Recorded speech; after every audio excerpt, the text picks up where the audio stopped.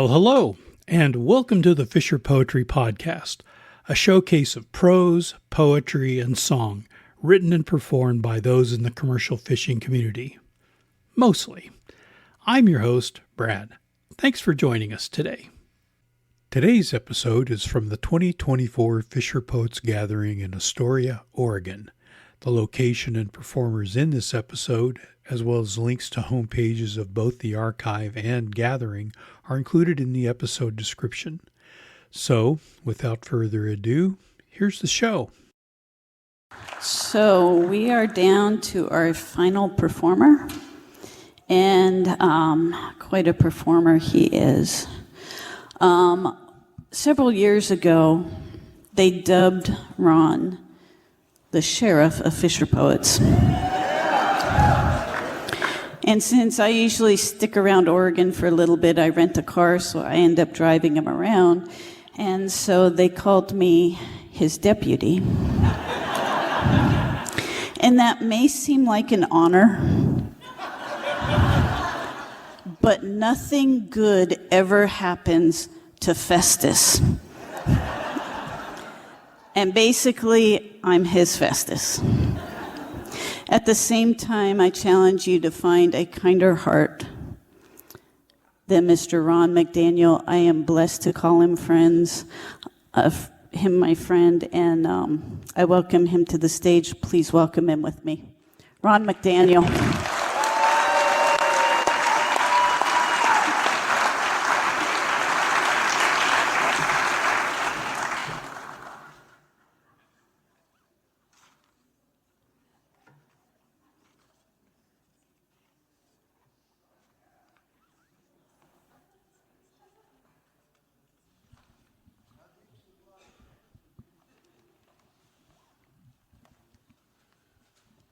Just another happy cowboy. A few short years ago, I met some Fisher poets. They were performing down in Elko.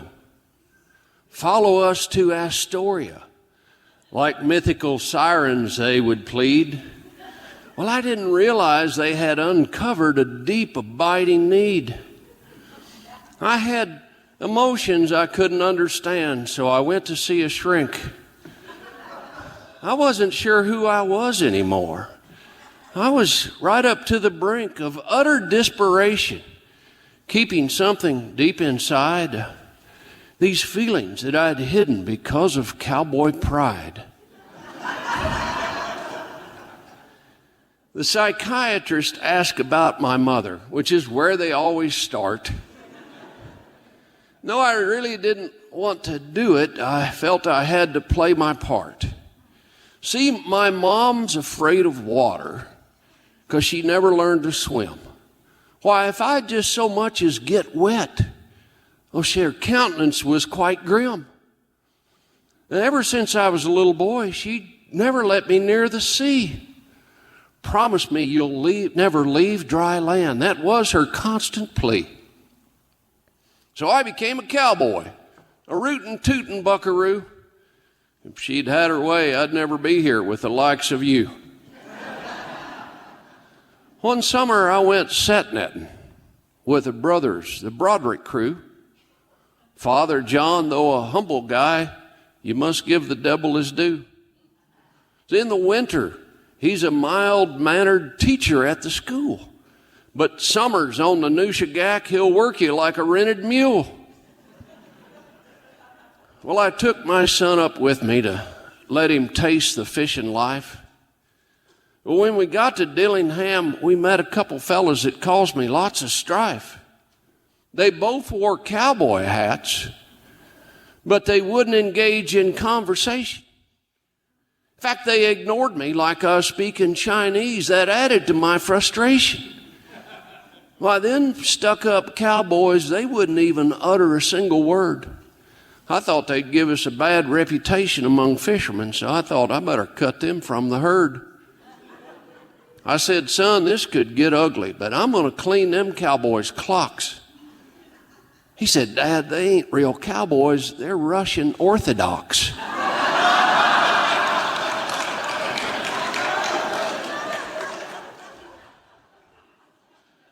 Well, we only fished a few days, but it sure was enough to know I liked wearing 620s. I looked good in extra tufts. I wanted to be a fisherman. I tried with all my might.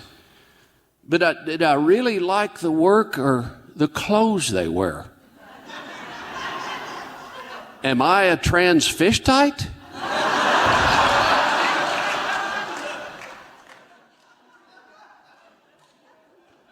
And what about my buckaroo buddies when they find I've got a passion for the ocean? Did those fisher poets slip something in my drink, some secret nautical potion? Did those cowboys know as we trailed those cattle down the trail that underneath my cowboy hat I sported a ponytail? Yeah, I'm a cowboy in a skiff. I never will grow up. Seems like fishermen and cowboys drink from the same darn cup. And after many visits with my therapist, his diagnosis is quite sensational. I don't have to choose between cowboys or fishermen. He said I'm bivocational.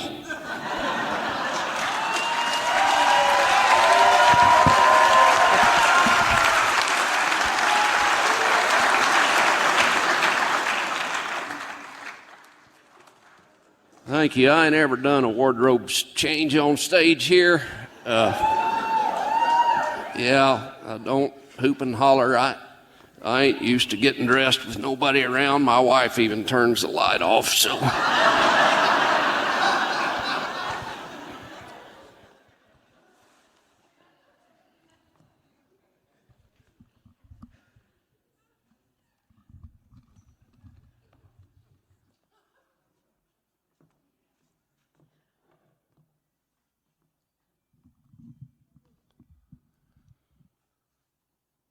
Adrift and floating, then washed up on the shore. Most folks don't even know what this was once used for. But to the fisherman, it's clear what washed up from the brine. See, cowboys would call this a rope, but you and I know it's a line. We both use it to catch things we want to keep. Cowboys catch wild cows, and fishermen harvest the bounty from the deep. I often look at this line and I wondered how many crabs did it pull in? Did it make their wallets fat with cash, or are they still much too thin? This line's been used for roping cows, pulling in big pots, for lashing down our gear and tying things with knots. The same line you use to do your job can be the one to kill you. The rope we catch a cow with can be the one to spill you. Now, there ain't no guarantee you'll always catch something in your loop. Some days you're eating ribeyes, but most days you're slurping soup. But see, there's a connection between us when we hold it in our hand. When you're out there on that ocean and I'm back here on this land. You know, most folks think we're different. In some ways, I think we are. But the distance in between us is really not that far. It don't really matter whether you call this a rope or a line. You've been blessed to live the life you live as I've been blessed to live mine. Now, to most folks, this is just a crab line that washed up on the shore. But to an aging cowboy, it just means a whole lot more. Oh, you can tell it's been used a lot. You can see that it's fraying. But it reminds me of the fisherman, always sticking and always staying.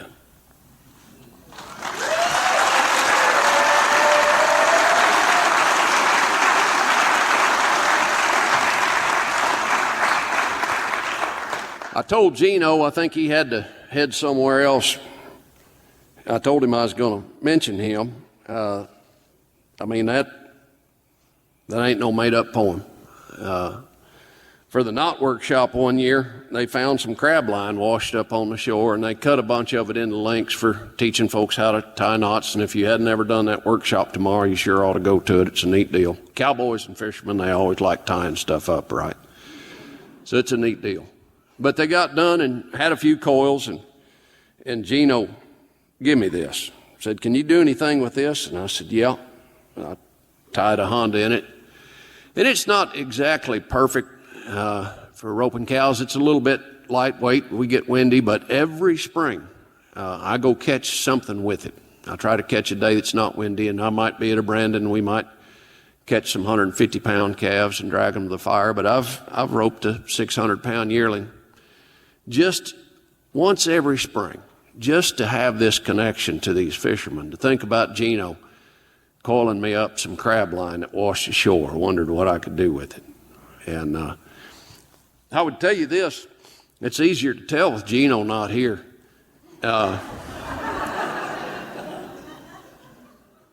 He and I come from this generation. He's a little older than I am.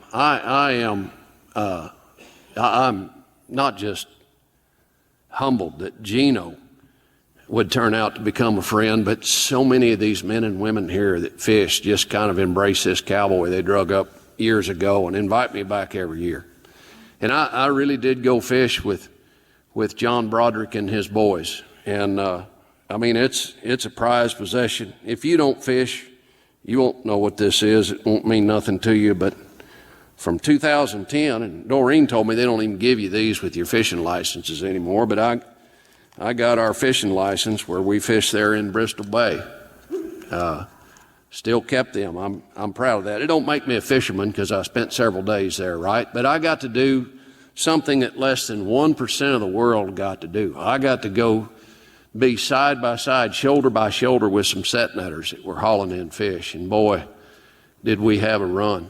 They plugged the nets. It was quite a deal. I'm grateful for that. I'm grateful for that exposure. I'm grateful, for Gino, Dave Dinsmore, Jay, John. They've just been so kind to share their world with me.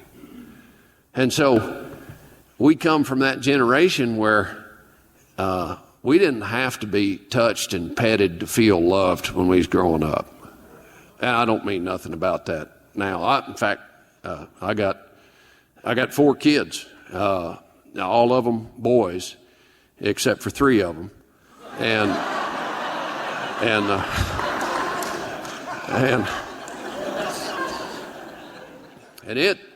it started with my girls. I hugged on my girls, and then my boy had my boy 10 years later, and he's a grown man now, and just lives 25 minutes from me. But when I see him, I hug and kiss that boy every time, every day we see each other, right? But yeah, thanks. I ain't saying that to impress nobody. I'm saying it to kind of set you up for it. It ain't always that easy. I got in this hugging mode, and a few years ago, Gino come off the stage, and I hugged him. And then we had this writer's workshop, and this is the actual notes from the writer's workshop. Did any of you go to the workshops today? Boy, yeah. Were they good? Yeah. Radio audience, you can't see all the hands up everywhere. But I'd encourage you to go to the workshops. I love to go to the writing workshops. And I went to John Broderick's writing workshop, and he's always kind of stretches you. I don't know how to write. I'm from Arkansas. I can barely read. This is being broadcast across the world by KMUN, and I am making my home state proud. But ain't nobody I know still awake, so So John was kind of stretching us, and he was like, show them, don't tell them with your poetry, with your words. Write lines that show but don't tell. And he said, write one long descriptive line of something and then follow it with a short line. So here's what I wrote the day after I hugged Gino. Hugging Gino was like single-handedly trying to move a recliner chair through a door that was too small. An awkward moment passed.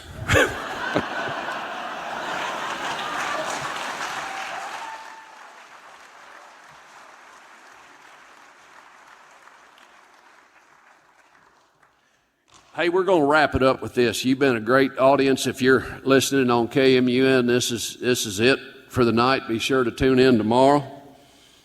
I really don't read a lot of my poetry. I try to memorize it, but I wrote this one during the COVID, and I just kind of finished it recently.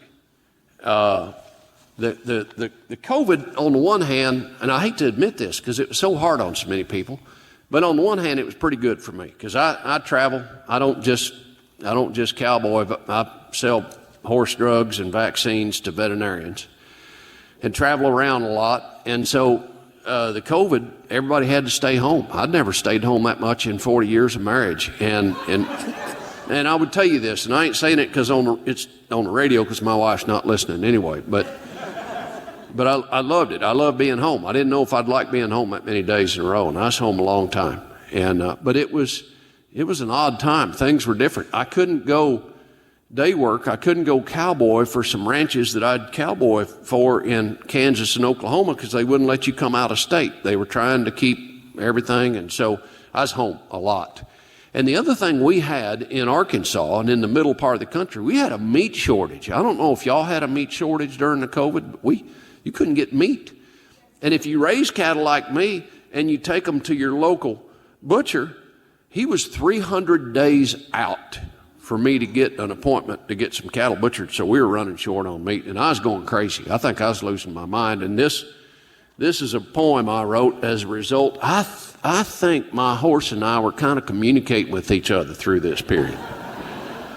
And I've got several horses, but I have this one mare that I kind of use the most, and I think she's kind of connected to me. And so Meezie's going to read the part of my mare. Under a little bit of protest. A horse whisperer I'll never claim to be, but yesterday my horse spoke telepathically. Now, I'm sure many of you look at me with doubt.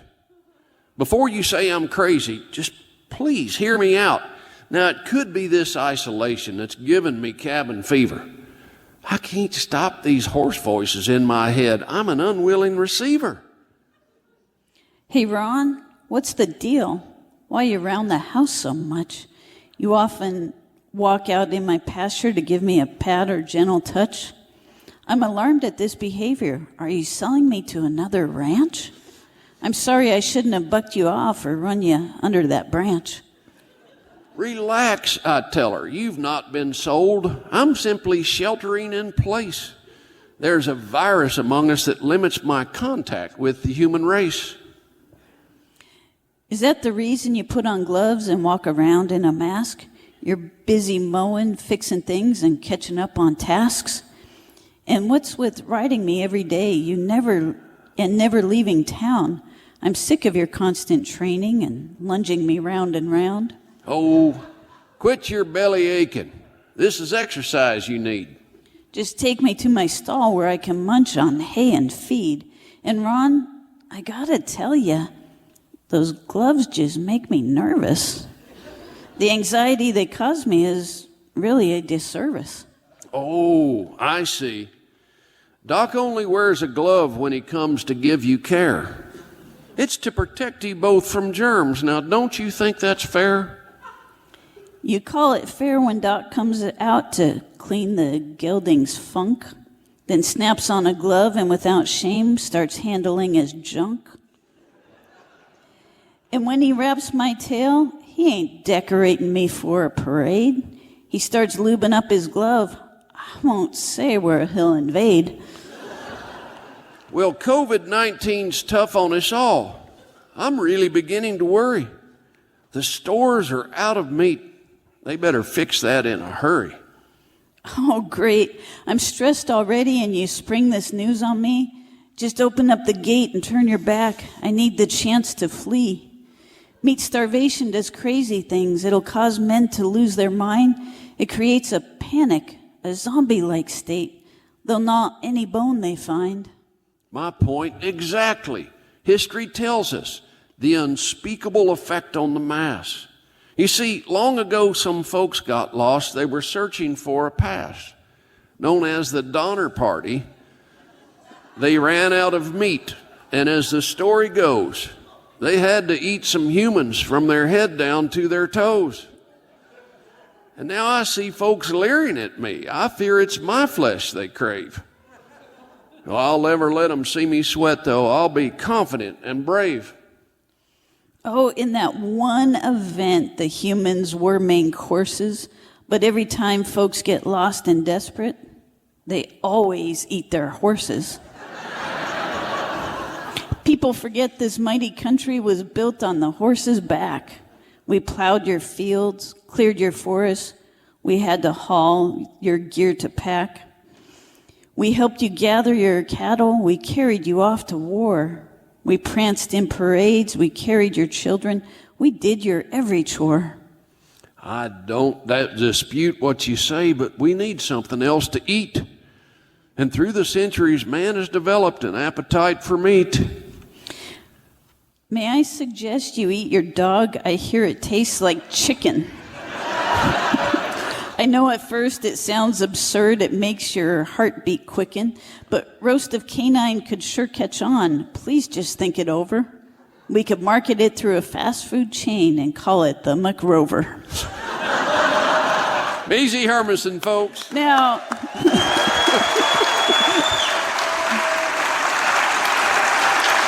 I